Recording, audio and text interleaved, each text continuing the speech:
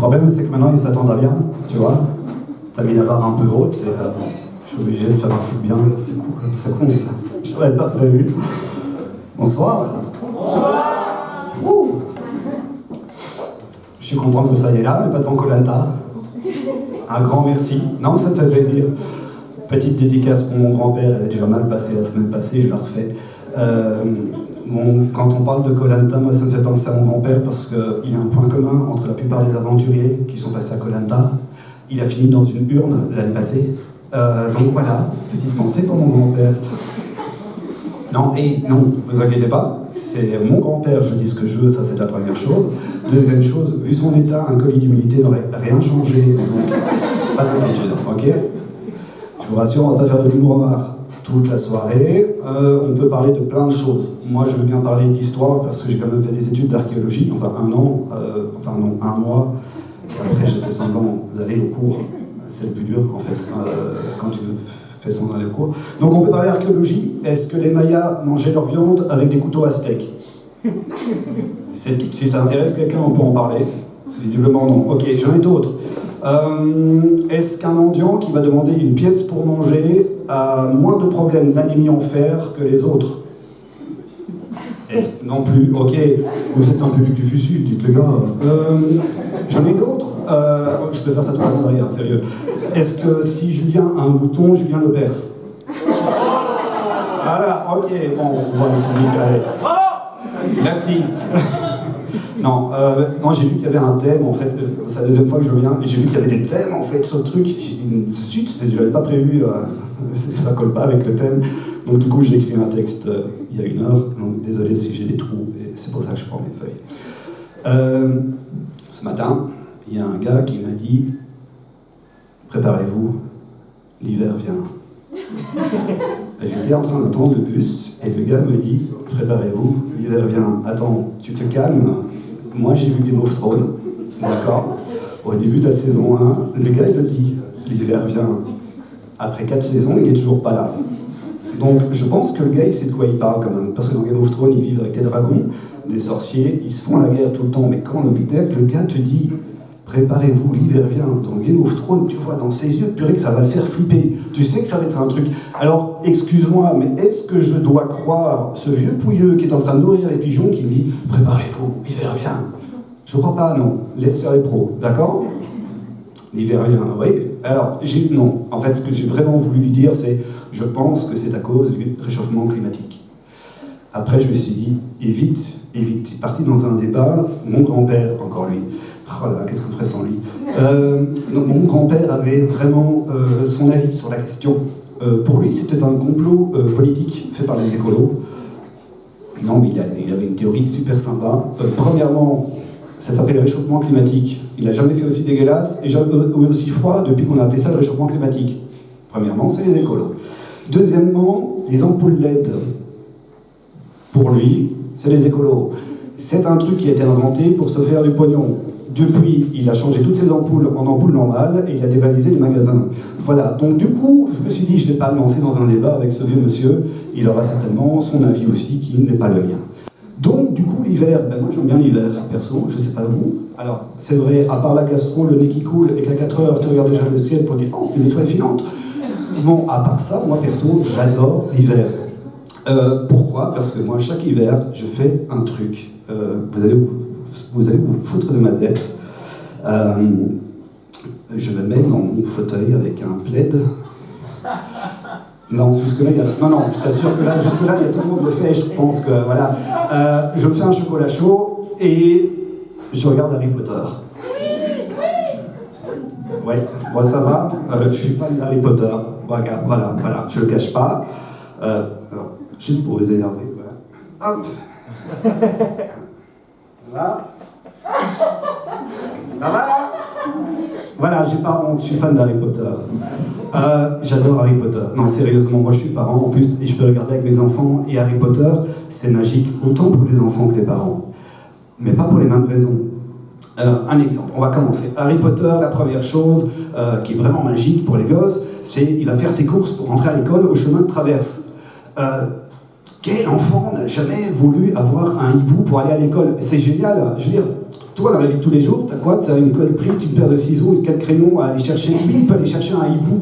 Pour un enfant, c'est magique. Et pour les parents, vous allez me dire, qu'est-ce qu'il y a de magique dans cette scène? Eh bien, ce qui est magique, c'est que sur la liste de fournitures scolaires, il n'y a aucun intercalaire à aller chercher en nombre impair, parce que l'institutrice veut un intercalaire rouge et cet intercalaire bleu. Déjà, ça se vend par 4 couleurs, d'accord? On est d'accord. Par chiffre pair, on est d'accord? 7 et 5, ça ne marchera pas de toute façon, tu dois acheter 2 colis, et après 6 ans d'études, tu te trouves avec un bloc comme ça d'intercalaire bleu et mauve, parce qu'aucun instituteur ne veut de ces intercalaires. Alors je ne sais pas pourquoi, mais au moins chez Harry Potter, il n'y a pas ça. Déjà, c'est magique.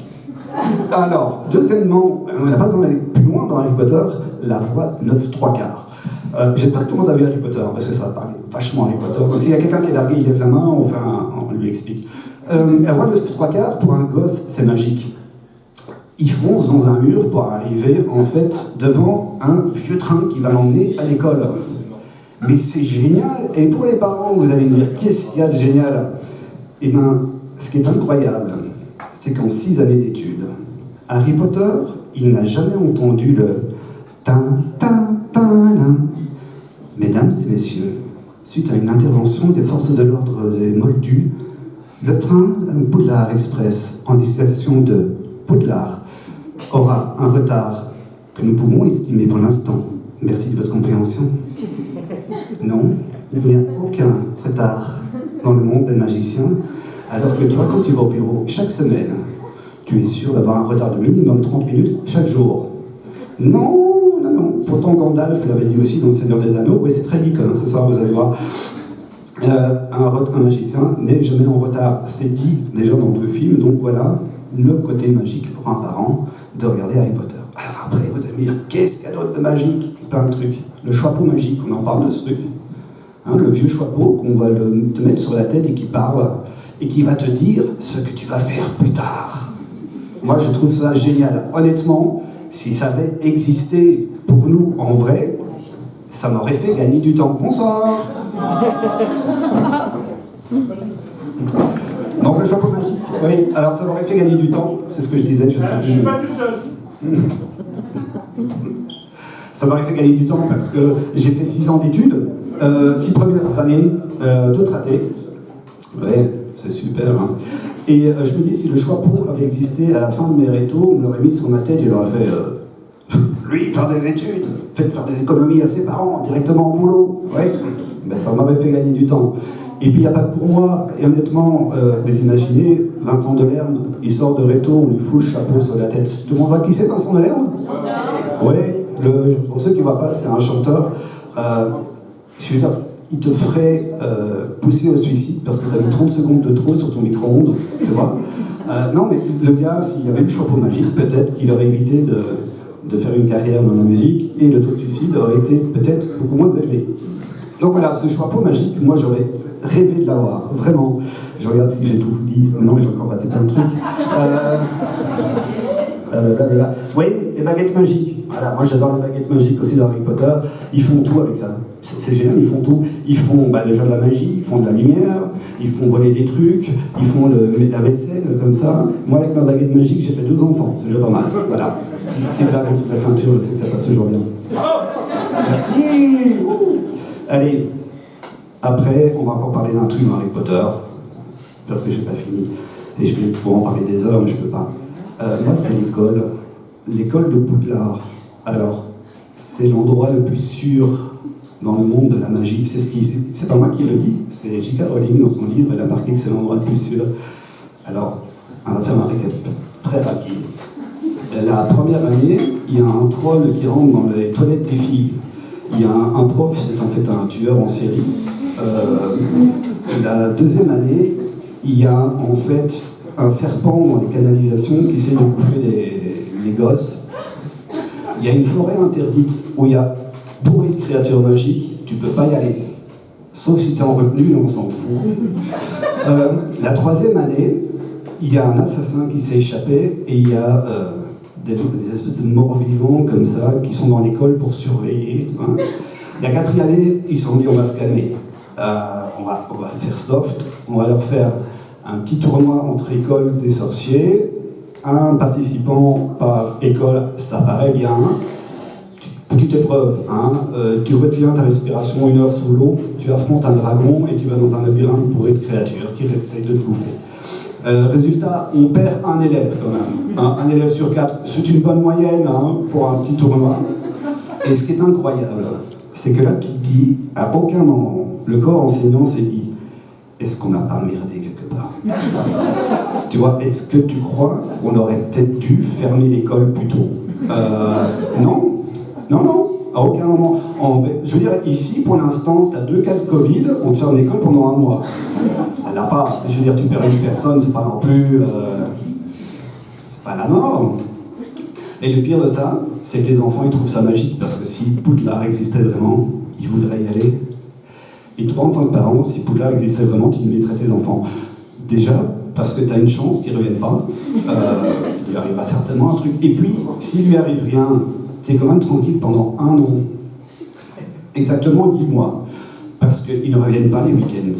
Tu n'es pas obligé de les reprendre pendant les vacances scolaires. Mais bon, la magie a quand même ses limites. Tu dois les récupérer pour que je lui écoute. Mais c'est déjà pas mal. C'est déjà pas mal. Bon, après, voilà, comme je vous ai dit, moi je pourrais en parler des heures. Harry Potter, j'adore. On pourrait parler des hiboux, c'est génial. Et c'est la poste. La poste magique, c'est des hiboux. Tu peux être n'importe où dans le monde, ils te retrouvent. Ici en Belgique, la poste, ils arrivent à te faire croire que tu n'étais pas chez toi en mettant un papier dans ta boîte aux lettres. Tu vois, alors que tu n'as pas bougé de ton fauteuil, que tu étais dans ta chaise, tu attends ton console. C'est magique. Moi j'aimerais bien, franchement, j'aurais voulu. Ou même, les gosses dans Harry Potter, ils bouffent n'importe quoi. Toi, tu essaies de leur faire manger des choux de Bruxelles, ça marche pas, mais là, eux, ils claquent leur pognon, leur bouffer des bonbons au vomi, et des chocolats qui vivent. Attends, waouh, et c'est génial. Non, je vais arrêter là, parce que de toute façon, je vais aller préparer mon plaid, un chocolat chaud, et comme m'avait dit le vieux staff ce matin à la Bribus, l'hiver arrive. Bonne soirée.